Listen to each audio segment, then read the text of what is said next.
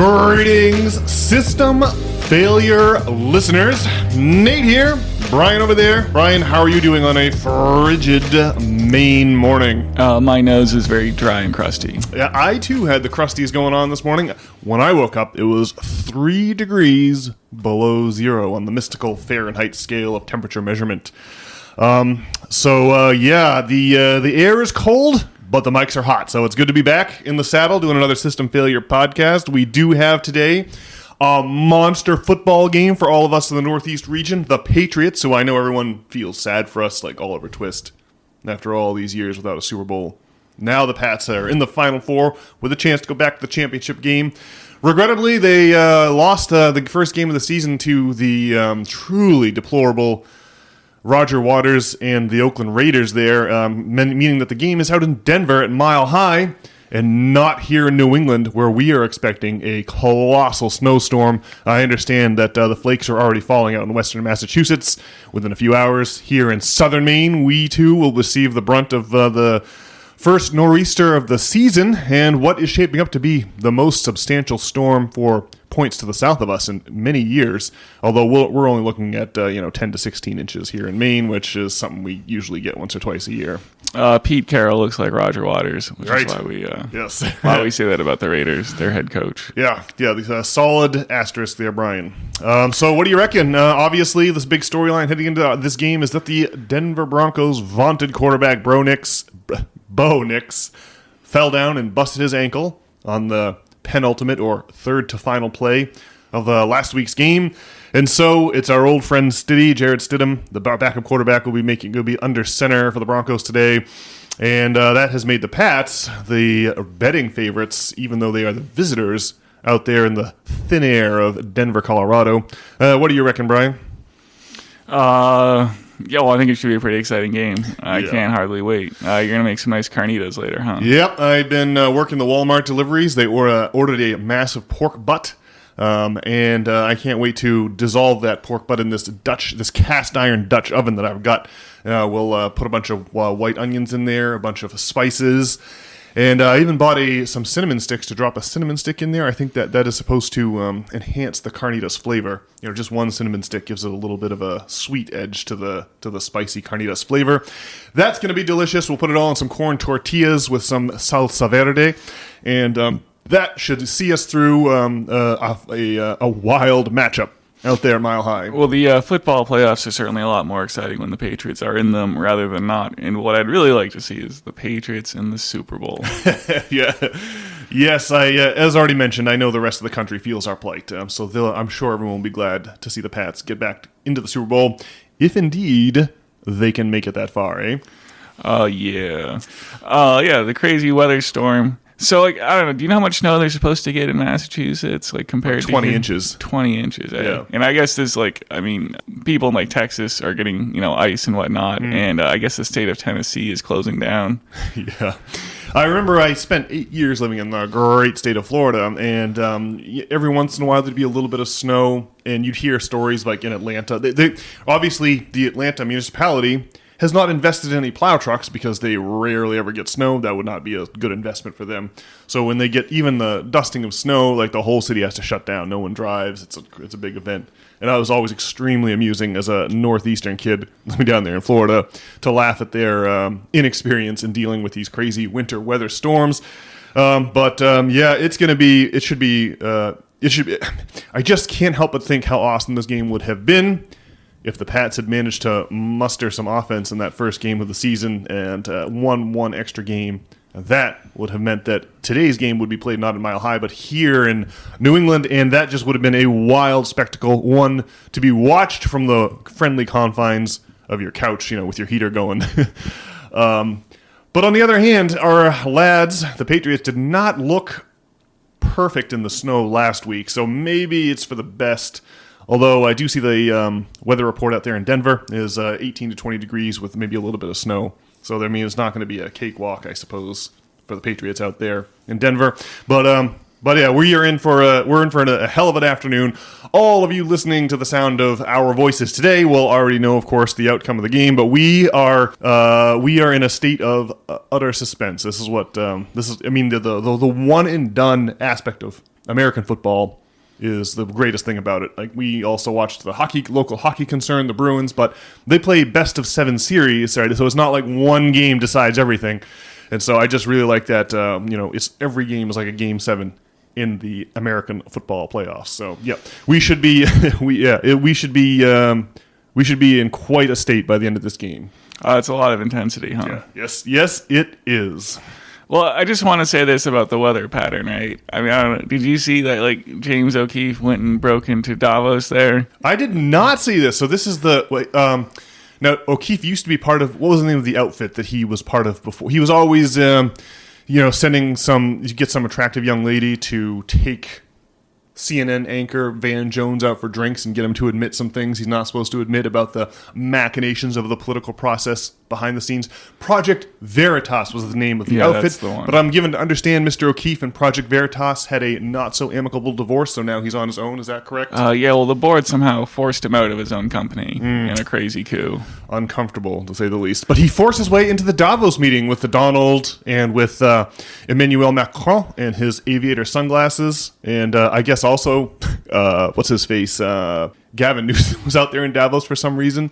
So what's the wow, that's really interesting. What was there any big takeaways? Well, I don't really know what to make of it, but he went and talked to a bunch of societal elite, and what they all said is that, like, chemtrails are basically real, and that they are trying to, like, engineer the climate basically to cool it down or something. And so there's this idea like that this crazy storm is a result of meddling with the environment. And we've talked about it before on the podcast. Like, they make it like rain in like Dubai once a week. This comes up on Wikipedia. And so, I mean, I guess they're trying to like block out the sun or something, or I don't know. Yeah, there's an American military installation, I believe, in Alaska called HAARP, H-A-A-R-P, which I guess has some impact on the weather. And I do recall visiting Serbia in 2023 and staying with our friends near the airport there in Raška.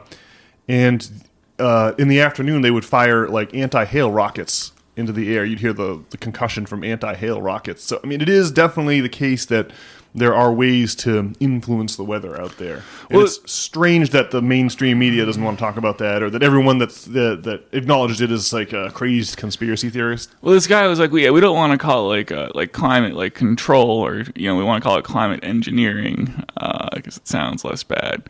And I was just like, wow, that's pretty crazy. Well, I just wonder. I don't know. It seems unlikely that any attempts to like change the weather are unlikely to be beneficial for society, right? Well, anytime the elites have control, right, over something, I feel like it could be used for the benefit of society, but that's generally not the way things work, right? Usually the folks in control use that control to benefit themselves and elevate themselves over the rest of us, right? Isn't that the great lesson of history? Well, I guess what I mean is really the health of Mother Earth, or like Gaia as a force, like whatever thing they're doing. It's like I don't know, like it gets to be like 1 o'clock in the morning or whatever, and you have like a crazy hunger or something. So the only thing that's open at that hour is the BK Lounge. Oh, not the BK Lounge. You have to go on to the Burger King website and get the King of the Wrap deal, which includes a Whopper, a Royal Crispy Wrap or whatever, a small fry, and a drink of your choice. And well, this is what happened to me on Friday night, regrettably. Oh man, say it isn't so, Brian. You've returned to the scene of the crime, the BK Lounge. Yeah, it wasn't great. Well, I mean, it went down okay, but then this thing happened where like I was like sleeping, and then I guess you just kind of wake up and realize that you've been snoring or whatever. Yeah, yes. And you've got like some terribly like raw spot on your throat from the way that your throat's been flapping on account of the snoring, right? Like, would you say that your throat is dry in that location, or is it just a matter of the mechanical like flapping of the larynx or whatever that's going on with your snoring? I guess both maybe. Yeah. And then so yesterday, Saturday, I just had I don't know if like the Burger King just makes you sick or whatever, but yeah, I just had like a terribly like impacted sinus, like like some kind of head cold thing, like your body's fighting off some kind of infection. And so I guess I would have to say that it was related to going to the BK lounge late at night. Like I poisoned my whole system. And it's just funny how, like, I know if I go to the BK lounge, I'm going to get poisoned. It's going to be bad. You shouldn't do it. But on the other hand, there's this part of me that's, I'm just like, I'm hungry and I need satiation, even though I'm at, like, zero risk of dying of hunger, right? And so I guess this is what I think about, like, the lizard people who are in control of the earth and trying to affect the weather. Is, I don't know, they just have an insatiable appetite, right? I mean, they've got all this money and wealth, and, they're going to fly their Gulfstream jet over to Davos there. What country is that in? Sweden or whatever? Switzerland. Yeah, and they're just going to, Alps. hang out with the other elites. Yeah, go to one of these, like, crazy skiing towns, where the ski slopes run through the town, and there's all, I was looking at pictures of these. I really wish I had enough money to do that kind of thing, is go to one of these crazy luxury towns in Sweden or whatever, and, hit the Swiss Alps. Like, there's this one mountain that, it's like on the Matterhorn. Like, I mean, you don't really ski the Matterhorn, but it's like adjacent to the Matterhorn, so you just have a view of the Matterhorn as you're going up these lifts and whatnot. All right. Anyway, so, my crazy desire, I think that our reptilian overlords are just driven by the insane desire that sent me to the Burger King at 1 o'clock in the morning on Friday night. That's extremely funny. Well, I too have had my unfortunate run-ins at the BK Lounge because I have 25% off there, whenever I order. And so, like, back in September, or maybe it was October, I think it was longer ago than that. Like, I went there like 2 or 3 times in the course of a couple of weeks, but it just really hurt me, and I just can't stand the thought of going there, no matter how hungry I am. But I do know very well the little voice inside your head that you're speaking of, where it's like, I know this thing is bad for me, but the hell with it. And you go, like, you just have this, like, it really shows how we are consciousness, the thing you perceive of as yourself, the thing that is Brian or the thing that is Nate. It's really this strange conceptual overlay sitting on top of a whole host of different competing desires. And that's where I was at on Friday night. I went and smoked weed for the first time in 2026 on Friday night. Just had a little bit. But, man, I just was exhausted. It was like an entire week of, delivering packages for Walmart, doing my regular day job, writing for Substack. And I was just exhausted from being in the car and being at my desk for like 12 hours every single day this week. And I was like, blech, I could just use a brain vacation. And I thought to myself, well, weed is bad because the horrible thing about weed is that it doesn't come with any kind of a hangover. The thing you're talking about, the punishment you received, the belt to ass you received for going to BK Lounge. You don't get that with weed. It has you just feel pleasant the next day. And that leads to like the cyclical consumption. That really is like that really is the core of like addiction to me, and so I went all the way to the Hannafords in order to avoid the weed. I went all the way to the Hannafords, and I was like, let me just have. I think maybe last week or the week after we swore off alcohol forever on this podcast because of the thing you're talking about, right? The horrible feeling. And I went to Hannafords, and I drove all the way there, and I was standing in the beer aisle looking at the Guinness, and I just was going, it's just not appealing. I'm going to feel terrible. I don't want it, and I just couldn't bring myself to buy it. And I thought, let me just make a healthier choice here. And I left the Hannafords completely empty-handed and went all the way back home. And that's where, I split a bowl of weed with the lovely Tracy. And that was really a much better experience, And I, the running joke for me is that the next day you get in your idea comes up in your mind. You've smoked weed the night before, and then around 4 o'clock in the afternoon, 5 o'clock the next day, you get a strange idea, a funny idea, an amazing idea to go back and hit the weed again. But that didn't happen to me last night. I just, I never really thought about it. So I feel good about that. Maybe the solution here, we were talking a little bit before we heated up the mics here. Maybe the solution is to be like Patriots quarterback Drake May and spread the ball out amongst your receivers versus having one guy you go to on every single play, right? So maybe you have a little like beer with your friends on one week, and then the next week you have a little bit of weed on Friday night, and maybe the next week where I'm leading here is we've ordered some of Tucker Carlson's Alp tobacco pouches. We've tried the Zins. that are available in every gas station. You know, the tobacco. They're like for those who don't know, they're like crushed. It's like nicotine and like some kind of fake sugar, like one of these horrible fake sugars that they have in like diet soda. You know, they put it in a little pouch and you put it under your lip, like like chewing tobacco. You know, and then you get that nicotine buzz. And then I guess you're also having these synthetic sugars that cannot be good. You know, it's got to be cancerous in the long run. But I reckon that a Zyn is maybe as bad for you as a Diet Coke, or maybe less, because there's a lot less material there. You know, it's really small and subtle. I don't know. Well, the thing about the Zyns is that it's kind of like alcohol, where, you know, sometimes you have a drink and you feel great. You know, you're out with your chums and, you know, things are going awesome. You're really happy about this. And then sometimes you have a Zyn and it's just not. It's just pain. It only hurts. Yeah. That's how I felt the last time we had Zyns, which was for the Patriots. Was it the last Patriots game or the one before we had Zyns? I can't remember. Well, see, I think we swore off the Zyn 6s is what happens, which are the 6 milligram Zyns, and went back to the 3s, or at least that's, I think, what I did. That's right. Okay, that's what we did. And, the 3s are pretty negligible. Well, as of January 1st, the state of Maine has levied a truly eyebrow-raising tax on these these Zyn pouches. But what you can do is order some Alps from Tucker Carlson and avoid paying those horrible taxes. But the problem with ordering from Tucker Carlson, well, first of all, can we trust Tucker Carlson? Jury's still out on that front. Well, Tucker Carlson feels like, America's problem is that like everyone quit smoking cigarettes, and I believe like his dad or someone like died from like lung cancer. So it's that true? I believe so. Well, Tucker and his brother Buckley, several weeks back, were extolling the virtues of cigarettes on the Tucker Carlson podcast. But I don't know if we can trust Tucker as far as we can throw him. He did have a guy on his podcast about a month or two ago that was like a scientist that was talking about chemtrails and how there's been like whistleblowers with commercial airlines complaining about these canisters being attached to their planes. Again, no idea if we can trust Mr. Carlson, but the problem with ordering the Alps from Tucker is that you can't just buy one. You have to buy at least 5. And so I ordered them. They came yesterday. And so now we have these alternatives that hopefully will be better and easier on the system.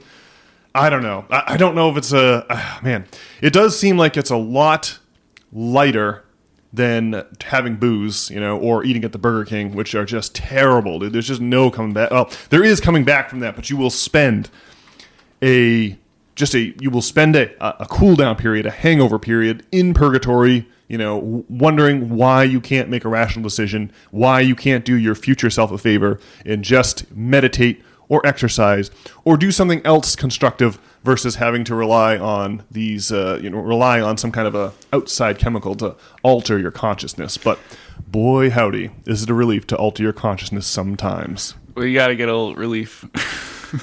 Okay, wait. So I was just trying to investigate as to whether it's true that one of Tucker Carlson's parents died of lung cancer. Okay, what did you get? Well, all right. So I was like, did one of Tucker's parents die of lung cancer? This is what I asked ChatGPT, and this is a classic bit of using AI, right? And it's like his mother died in 2011, but it's generally reported as an illness after a long time away from the family, not specifically lung cancer. And his father died in 2025. His death typically doesn't cite lung cancer. So, and then it's like, well, did you mean Tucker? I just asked if, about Tucker, and I was trying to ask if I meant someone else. And I was like, well, I do mean Carlson. And it's like, nope, no one in his family. And I was like, no one in his family? And it's like, yes, his mother. So on the third lap, it said that his mother did die of lung cancer.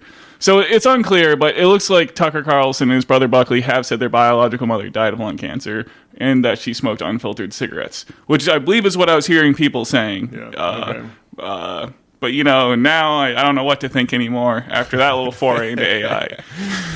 Yeah, man, I don't know. I don't quite know what the solution is. I guess I really think that, the keys here are not to do the same drug 2 days in a row and not to, just avoid developing any kind of a habit and just...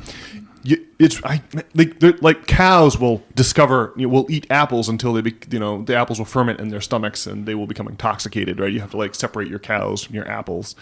There's all kinds of examples of other of animals in the wild seeking out intoxicants. So there's just something compelling about it. And then, of course, I would be remiss not to mention the mystery schools of ancient Greece and Rome and Egypt and Babylon, wherein initiates would consume intoxicating substances like maybe ergot or hensbane mixed in with the wine of Dionysus. And I love the line from legendary historians Will and Ariel Durant. They considered him witless who would not lose his wits. So just there's like a long history of this. So I think that there's like an upside. Like these things are tools, right? And if you can just use them sparingly, maybe maybe it would be good. But at any rate, I had my first run-in with weed in 2026, and it was an overwhelmingly positive experience, I have to say, especially because I didn't go back to it the next day, so that's good. I guess I would probably recommend not doing drugs, but I think that not doing drugs, multiple days in a row is also pretty good advice too. Well, what's the solution, Brian? So you think that you should just never alter your consciousness with any kind of chemical under any circumstances? Do you think that's the ideal to shoot for? And if so, doesn't that kind of limit your apparatus of perception? Like, for example, I think of like magic mushrooms as a way to alter your consciousness in a way that really invites a sense of spirituality, dissolves the ego, and seeing reality, like grokking reality not through the lens of ego, is one hell of an experience. You can see why the mystery schools of ancient Greece and Rome were organized around it. It's as if you descended from the peak. It's like your life is a view, like reality is looking into a valley, but you descend down that mountain peak and ascend to an adjacent peak, then you get a slightly different view of the same valley, and this brings the true nature of reality into 3 dimensions, like binocular vision. You go to the movie theater, they give you the 3D glasses, one eye sees a slightly different image than the other, and this causes the image to pop off the screen because you're able to triangulate on reality versus having to just fire your neurons down the same narrow lane or alley every day of your life. I don't know, man. Well, I guess it depends on what you're looking for in life. Like, do you think that like Drake May for the New England Patriots does magic mushrooms? I think Aaron Rodgers of the Pittsburgh Steelers does. That's true. Yeah. Well, it depends on what you're looking for in life, I guess. I guess probably still don't. What is the nature of that itch, that urge, that thing that eventually overpowers you and causes you to say, the hell with it, I'm going to the BK Lounge? Like, what is that thing? Why can't it just be, why can't our consciousness just feel like a perfect triumph of the rational over primal urges like that?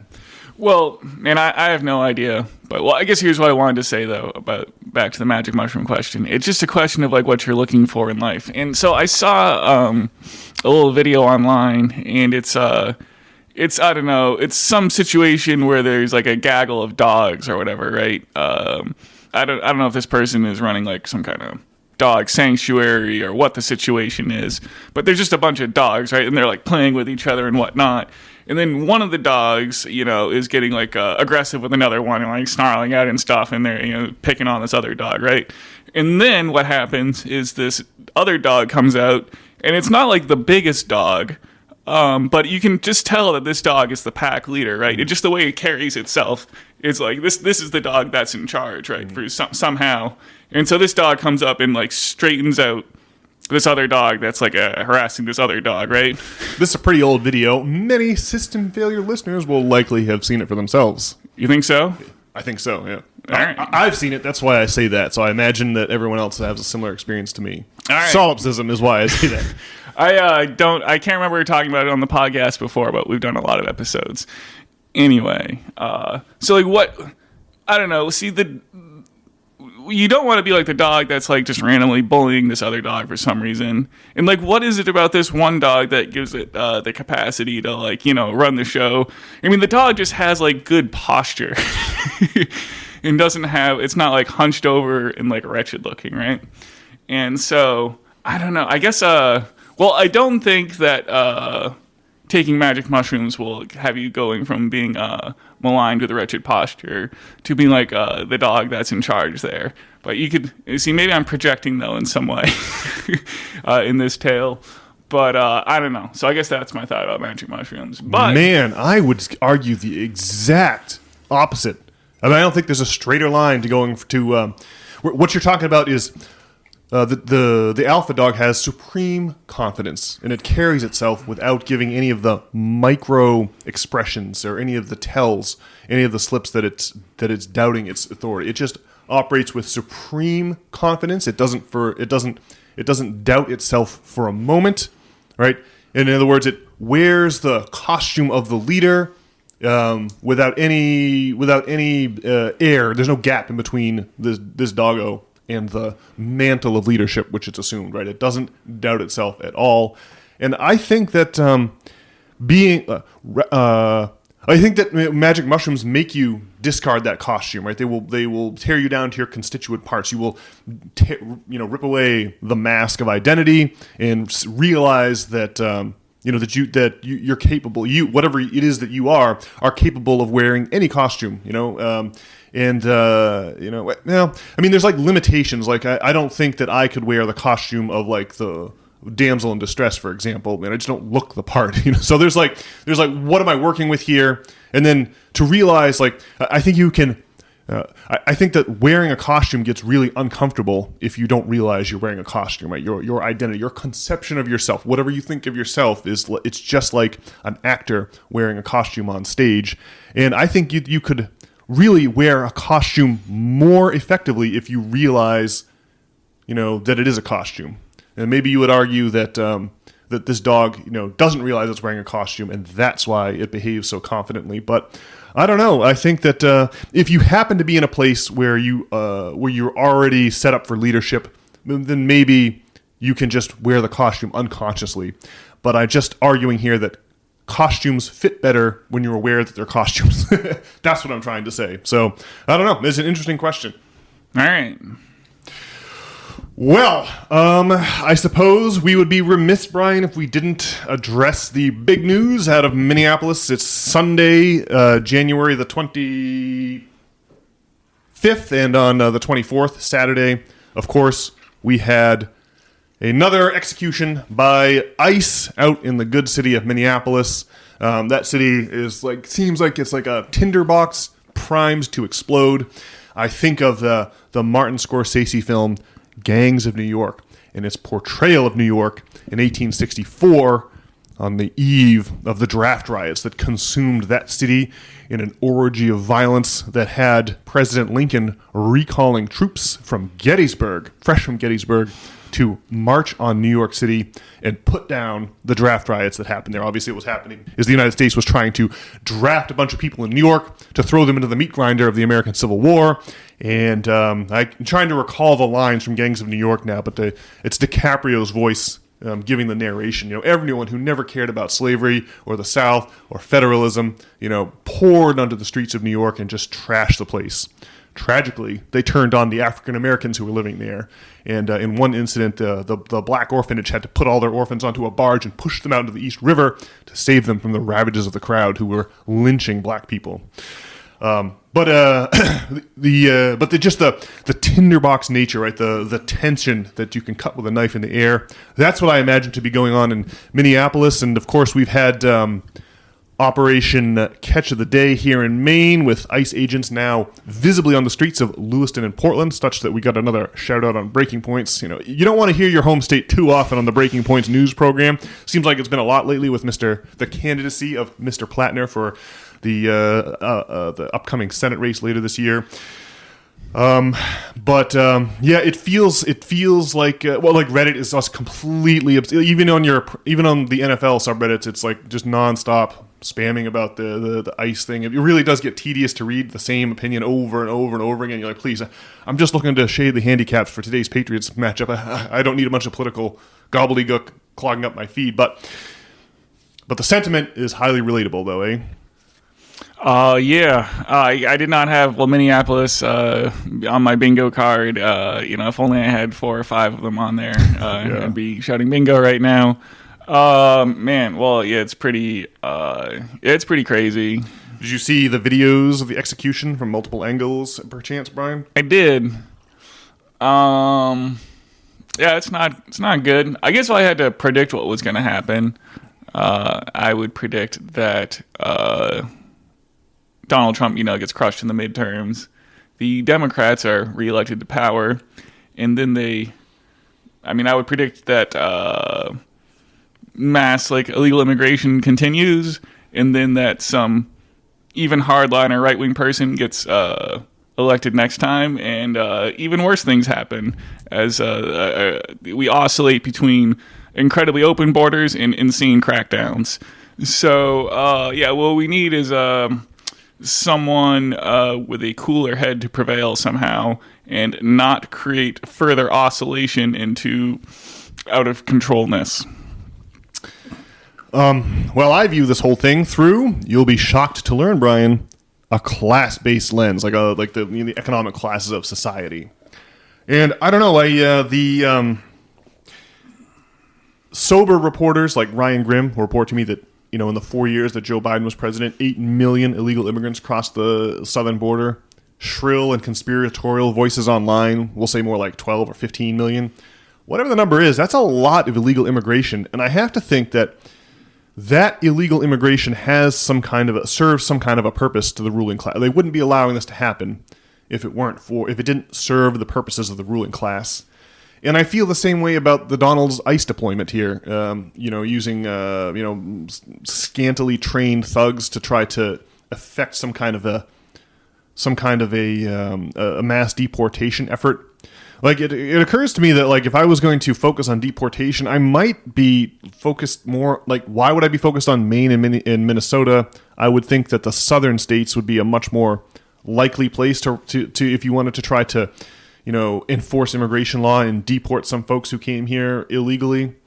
I don't know. If it was me, I think that once you let people into the country and they start working here and they integrate into the communities and they start having families, you just can't mass deport people. I can see enforcing immigration laws at the border. I cannot see these deportation efforts just seem crazy to me. But I don't think that their idea is to actually remove the 8 million people who arrived here during the Joe Biden years. I don't think that that's a realistic goal for ICE, right? That can't be what they're actually trying to accomplish. What they're doing is projecting state power, trying to drive us crazy, or trying to foment some kind of a conflict, a standoff between state and federal authorities. I don't know. When I think back, the idea that these machinations by the ruling class or the overreach of executive power is something that's uniquely Trumpian. Well, that to me, when I think about Barack Obama was the one who deported. The guy who runs ICE today is from the Obama administration. That dude, Obama had record deportations during his administration. So it's not quite the case that this isn't a uniquely Trumpian phenomenon we're seeing here. Just with the overreach of executive power in general, that's been happening since World War II, right? We've had Harry Truman in 1950 labeling the military deployment to Korea as a police action so that he could avoid having to get permission from Congress to take us into another war. And it's been nonstop executive overreach ever since, right up to the Obama administration prosecuting whistleblowers and using drones to take out American citizens abroad without due process and toppling governments in Syria and Libya. It's every administration does stuff like this. And I think it's designed, I think fundamentally here, what's happened to our country is that we have collectively all promised the rich more, we promised to pay them more money in the future than we can physically actually pay them. We mechanically cannot pay off all of these debts, right? This is part and parcel to how capitalism works, right? Entrepreneurs take out money from the banks, right? And then they repay those loans. They take out loans and they repay them by bringing technology to market. Hopefully, you can do it you can turn money into more money any number of ways, but ideally, capitalism works best when you're bringing new technology to market, replacing all the workers down at the textile mill with spinning jennies and power looms, and thereby bringing down the price of the product you're bringing to market, out-competing other firms, right? This is capitalism at its best, at its most idyllic. But it involves debt. You have to recognize that, like, that the system runs on borrowing money from bankers and repaying it, right? The bankers are the new popes, right? They're the transnational authorities that operate over and above the heads of nominal states. And so I think that what's happened here, my own experience with student debt is like, this debt is non-dischargeable in bankruptcy court, thanks to our dear friend Joe Biden. What's happening is like I can just see where it doesn't I can just see where I promise more money to the student loan lenders than I can hope to actually repay them, right? So what's happening here is that you borrow money from the future, but then when you get to the future, some of those debts are bad or unpayable. And what I think has been happening here, particularly in the post-World War II era, is that we have collectively promised all this money to the wealthy, all of this debt, right? That's what the national debt is. But the wealthy don't want to take a haircut on their balance sheet, right? Now that we're getting to the future, they don't want to admit that these assets sitting on their balance sheets, that's the other side of all the debts we owe them, we can't possibly pay it. But rather than admit that fact and draw down their wealth to reflect the actual ability of debtors to repay, we have been using the central bank to monetize that debt at face value. It's exactly what happened in the 2008 financial crisis. Right? This is what causes the boom and bust cycle that's so unique to like all economies go through booms and busts, but it's usually because of a war or a natural disaster or some kind of stimulus, right? But capitalism just has booms and busts all on its own, for the very fact that when you get to the future, certain amounts of debts are just not going to be able to be repaid. And so now that's why you get the bust. You get the boom cycle when you're making the loans, and then the bust when the loans actually come due. Well, in 2008, right, rather than letting the banks fail like we should have, we bought their debt at face value by using the Federal Reserve to print the money, right? And that creates the bust cycle is just critical for the health of any capitalist economy, and we just haven't allowed the bust cycle to happen. And instead, we've created these excuses to have the central bank print tons and tons of money, and that's what they did in 2008. And then by the time 2019 rolled around, in 2017, the central bank started to slow down the rate at which it was buying this debt. Right, it was literally monetizing. It used to be the Federal Reserve is supposed to buy Treasury bonds on the second market. Right, they're not supposed to go straight to the Treasury and participate in the auctions, the bond auctions going on at Treasury. Right, those are supposed to happen independently, and the Fed just tries to affect the rate at which the Treasury is selling bonds by buying those bonds off the primary buyers on the secondary market. Right, so the Fed is not supposed to buy Bruins tickets directly from the box office. But by offering scalpers, a certain amount for the tickets, they can kind of affect the amount that the Bruins organization is willing to sell their tickets at. It's making sense, I hope, here. Yeah. Well, that's what's called, the open market operations, for the Federal Reserve. But in 2008, we had an emergency on, and so we had to give the Fed permission not only to purchase directly. This is called quantitative easing when they purchase Treasury bonds directly, right? Not only are they going to purchase Treasury bonds directly, but they're also going to buy the mortgage-backed securities that are worthless, that the banks have all paid all this money for, and that they don't want to admit are worthless because that would make the banks insolvent. So we had the Fed not only buy treasury bonds, but buy mortgage-backed securities, and they had to set up it's completely illegal. So they had to set up funny corporations called the Maiden Lane corporations. I think there were 3 of them. Maiden Lane is it's like one of these alleys off Wall Street, and so they kind of act as intermediary to make the whole thing above board. Well, the Fed stopped the process of buying treasury bonds on the open market. They slowed down the process in 2017. And by November of 2019, the situation had been getting dire in what was called the repo market, where, besides open market operations, another thing the Fed can do is tell the banks, there's a ratio of how much actual money the banks need to have in their vaults versus, how much their depositors have deposited with them, right? They have to keep, say, 20% of what their depositors have deposited with them, and then they can loan out the other 80% for interest to make a nice profit, And the Fed changes that, what's called reserve requirements. Well, it's 20% today, it'll be 15% tomorrow, or 10%. Or if we want to slow down the rate of lending, we can demand that banks hold more of their deposits, right? And so the overnight repo market is where the banks settle with each other to make sure that they're meeting reserve requirements. So if a bunch of depositors come to your bank, Brian, and withdraw a bunch of money, you might be below your reserve requirement, and you're going to need to borrow money from my bank. And the way you do this is by making overnight loans with treasury bonds as collateral in the repo market, the overnight repo market. Well, there were plenty of treasury bonds available to buy in the late 2019, but there were not enough dollars to actually buy those treasury bonds. So no banks had enough money. There was plenty of banks looking to borrow, but not enough banks with the money to lend. And so the rate of interest, the rate of interest banks demanded, the price of borrowing money went up and up and up and up, way, way above the Fed funds rate of like 2%. Overnight loans were being made at 10%. And this was a looming disaster. And the only way out of it was we needed an excuse to have the Federal Reserve print a whole bunch of money, once again, just like in 2008, and create an entire, balloon the size of the fictitious economy. And that is exactly the excuse. By March of 2020, we were printing money apace once again at the Federal Reserve, and COVID was the excuse we needed to do it. And so, capitalism is famous for having its crises every 6, 8, 10 years. And that was 2019, 2020. And here we are, it's 2026. And we're going to have an excuse for the Federal Reserve to print a ton of money again.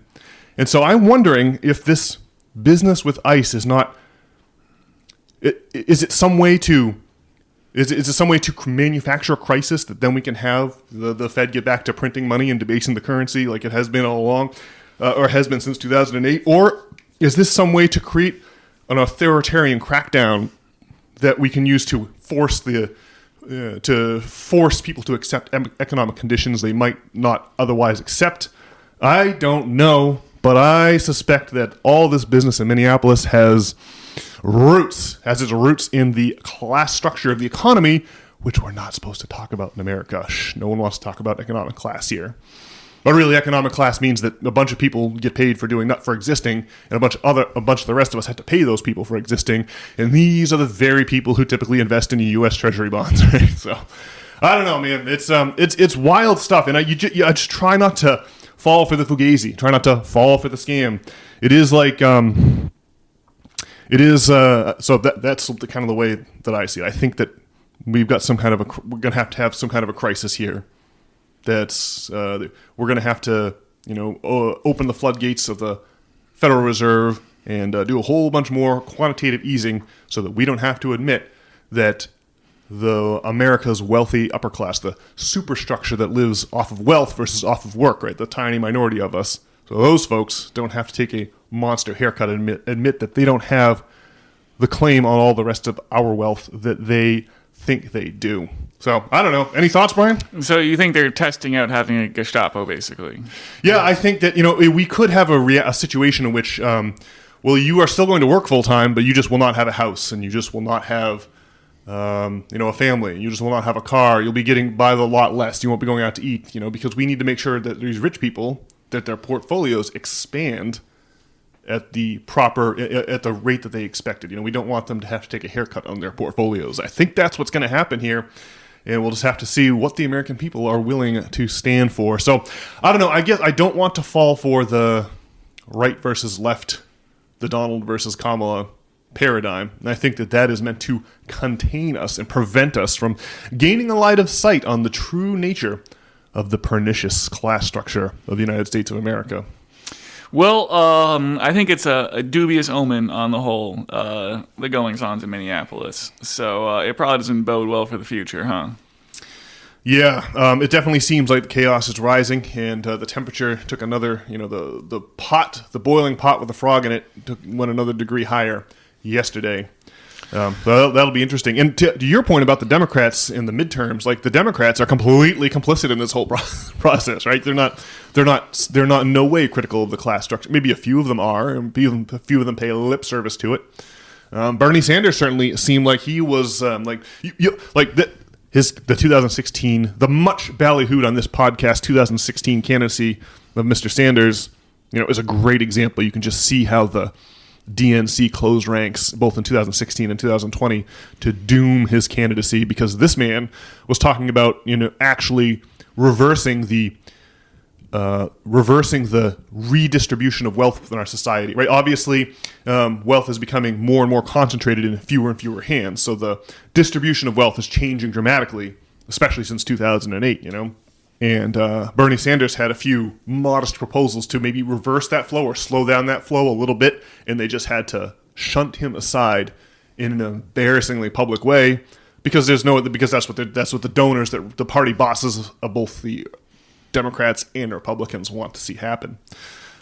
So yeah, very telling. I don't know. It's really. I mean, as the old Chinese proverb, "May you live in interesting times." I've heard it's both a Chinese and an Irish proverb. I'm not sure, which one it actually belongs to. Yeah. Well, I mean, I would say it bodes well for the Democrats' midterms chances, but I don't think it bodes well for solving society's woes. Yeah, certainly not. I guess I wanted to. We've talked about Skyrizi many times on this podcast, Brian. But the Wall Street Journal had an interesting article this week talking about how colorectal cancer is on the rise amongst people 49 and younger, whereas all other cancers, the incidence of cancers are going down and down and down. The one cancer that's spiking among young people is butt cancer, and it makes me think of the Skyrizi commercials, which we should be watching a veritable sumptuous buffet of Skyrizi commercials this afternoon, among other dubious products that are meant to help people with the sorry state of their ass. It's really it really makes me think of the poisoned nature of the U.S. food supply when I read that that butt cancer is on the rise, even while all other cancers are on the decline. Makes me think of folks with celiac disease who report that they can go to Europe and eat the bread there, no problem. Whereas if they eat the bread here in America, they're down out for a day or two. It's like I mean, did you notice when you went to Prague that the food was more nutritive? Did you have any kind of consciousness of that, or did it just seem the same to you? Well, yeah, the food seemed way better, yeah. And I was terribly poisoned after going to the BK Lounge on Friday. Yeah, okay. And now I need Skyrizi. Yeah. Well, yeah, you're in luck, because there's going to be plenty of commercials for that today. It does seem like the food. It does seem like the food in Europe is a damn sight better than the food we've got here, and that speaks to the value of quality regulation. Libertarians will often treat all regulation as if it's bad, but really, I think that's a simplistic view. But really, there's obviously a scale in terms of the quality of regulation. There's like terrible quality of regulations that don't do anything, and then there's like really high quality regulations, like the European regulatory structure that seems to deliver a food that is a lot easier on the system, more nutritional, actually makes you feel good. The weight just falls off your body when you're over there. That's what Trace and I noticed in our voyages abroad, is that our bodies just start to look really, really good. Whereas the food in America is just killing us, man. It just makes you all bloated and, round and shaped like a bowling pin. Whereas, we felt trim and fit and at our fighting weight when we ate the food over in Europe. You also have to eat way less of it. You would just have like a horiatiki Greek salad with the cucumbers and the feta cheese and the tomatoes and maybe some tzatziki on like a pita bread. And they'll be like, I kind of feel full. You wouldn't have to, like no salad would ever fill me up here. It really does seem like something is terribly, terribly wrong with the food supply, and this business of colorectal cancer being on the rise really tells the story. It's a deeply concerning to see that in the New York popping up in the New York Times. Obviously, within the New York. There were like comments on the article, and one of the comments was, see if I can find it here. One of the comments said, in the last 15 years, the insurance coverage has gotten so much worse for this kind of screening, meaning have the doctor put a finger up your butt, to test for colon polyps. I never even got a bill 15 years ago, even with my lousy company plan. Now I get bills for thousands of dollars, and have to fight for months to get them reduced or covered. So here we can see multiple layers of the capitalist system not pushing efficiency, right? Not the profit motive is not aligned with public good. It is badly misaligned, right? We just talked about it moments ago, right? The nature of the capitalist system is such that that these businesses, the businesses that make food, the insurance companies, are bought and sold on a free market. But that means that the folks who buy them, the owners, tend to have bought them with an eye towards increasing their wealth, right? They want to buy these companies for, Y dollars and then sell them for X dollars, where X is, much more. And that's all they care about, right? That's the reason that it becomes the raison d'etre for these companies to exist. And that means we must see greater profits on each and every income statement, each and every quarter, right? This is the famous problem with capitalism. The need to constantly expand products, even in a finite reality, the logic of the cancer cell. And you can see that the bread in the bread aisle is not the bread of 20 years ago, right? It's like has a horrifying list of ingredients whose names we can't pronounce. Yeah, man. Well, it's not good that the food is terrible and that the healthcare is terrible, and now there's a good chance you'll get deported too. So. Yeah, I don't know. There's not a lot of overwhelming sense of security in living in the good old U.S. of A., especially right now.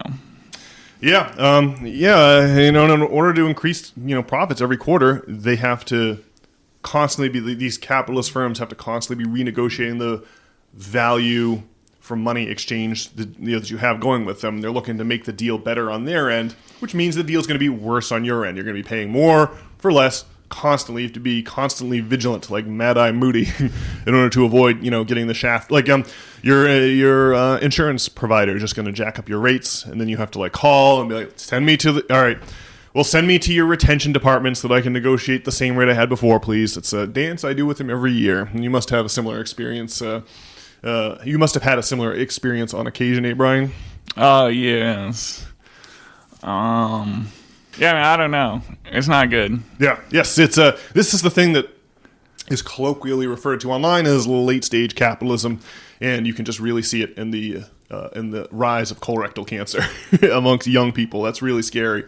The article was saying, we're all going to have the finger in the butt. Much younger. It used to be that was just for older people or people over 50. And now it's for people in their 20s, 30s, and 40s. You're going to have to get your butt fingered on a regular basis. Yeah. And insurance won't be covering it. Sorry. It's like you're going to have a monster deductible. All right. Well, Brian, one last thing happened this week. I tuned in with the lovely Tracy to watch this show called Adolescence on Netflix. Have you maybe heard of Adolescence? Maybe. It's 4 episodes, and let's see. I guess I should give a spoiler alert. But it's not. I thought it was going to be like a whodunit, right? And the novelty of the show is that each episode is a single shot, right? That is to say, it's all done in one take. Affleck and Damon were on the Joe Rogan Experience a week or two back, and they were talking about their admiration for this show. That's what made me think I should watch it. And the first thing that happens is that the cops bust in the door of some blue collar, working class English home, and they drag the teenage 13-year-old son out and clap him in irons, accusing him of having murdered his female classmate the night before. And I thought it was going to be like a whodunit, I was like, well, obviously, not a lot of 13-year-old kids are out there murdering their classmates, so I can't wait to find out who's really done this and how the lad is falsely accused. It kind of demonstrated a brutal deployment of state power, mass thugs with assault rifles burst into these people's homes and trash the joint and drag the kid out. Clapped him in a van, and off he went to the local jailhouse. But it turned out to not be a whodunit at all. It was just, again, spoiler alert, it was just the case that the kid totally stabbed up his female classmate because he had asked her out and she had turned him down. And I was like, all right, well, I guess that's kind of interesting. I mean, the epidemic of male loneliness to the extent that it exists, and the constant demonization of men that we've got, which is, toxic masculinity is definitely part of the puzzle here, but it's like the only piece of the puzzle that we ever seem to be able to acknowledge, not underlying economic, not the underlying economics that might be driving such a situation. Well, so what do they do for 4 episodes? Well, I didn't watch the last episode because I was disgusted. I see. But the first episode is about them processing the kid, and it's like unclear if he actually committed the murder or not, which is I was on board for that. I see. Episode 2 has the police investigators going to the school, and talking to the kid. It's like a week later, they're at the school talking to all the classmates, and it's like one of the police investigators has a child in the very same school. And it's just the school is just a chaotic situation. All the kids are hopelessly addicted to their phones, and the teachers don't have control of the situation at all. And then episode 3 is like months later, where the kid's talking to like a female psychologist. And it becomes clear that he actually has done the deed. And then I don't know what episode 4 is. I hadn't bothered to watch it. But yeah, it was just that the kid was completely deranged from social media and had stabbed his female classmate. I was like, come on, man. We have hammered home the idea that masculinity is toxic non-stop for like the better part of 2 decades. Like for a long time now, it is like you can't be, you can be proud of your ethnicity, if you're not white. Like we as white people, we can't be like, woo, white, it's great to be white. That's not permitted in polite conversation. All right, and the other thing is like it's been like in vogue to like just demonize men and just talk about men in a negative light nonstop in a way that you would never be able to do about the other gender, about women. And it just felt like the show was just more of that instead of examining some of the economics that might be at the heart of the situation. To wit, in 2009, the co-founder of OkCupid published a bunch of data showing that women rate 80% of men as below attractive on their app, whereas men rate women according to a normal distribution. And furthermore, in 2017, I believe it was, the research was published. Let's see, the example I have here is from it's Pacific Standard magazine. Ran the headline, 8,000 years ago, 17 women reproduced for every 1 man. This suggests that women's natural preferences are to share one stronger man versus settling for a less attractive man who might be less capable of providing them with providing for them during a admittedly vulnerable period of pregnancy. This makes sense to my mind. Now, these are just only 2 data points, so I'm willing to be open-minded on this front. But like, it does seem like it would make sense that women who had a preference for a stronger mate, they preferred strength over exclusivity, right? Their genes would get greater representation in each successive generation of the human genetic pool, right? That makes sense to my way of thinking. And if you accept that premise, which I'm fully open to arguments to the contrary, I've only, like I said, got 2 data points, but if you accept that premise, it does mean that, well, it makes sense why Bronze Age civilizations placed horrific, brutal taboos on feminine sexuality, right? You had to find, in order for men to sacrifice and die on behalf of their families, they had to kind of be able to know that the families were actually theirs, right? That makes sense. That seems to make sense to me. And then in modern times, if you make female sexuality more permissive, introducing the birth control pill and what have you, well, then you upset that dynamic that has been at the heart of driving family formations for 8,000 years. And all that's well and good. Like, we cannot be demonizing female sexuality. We don't want Bronze Age Moors in 2026. That would be crazy, and it would be a total violation of human rights as we now understand them.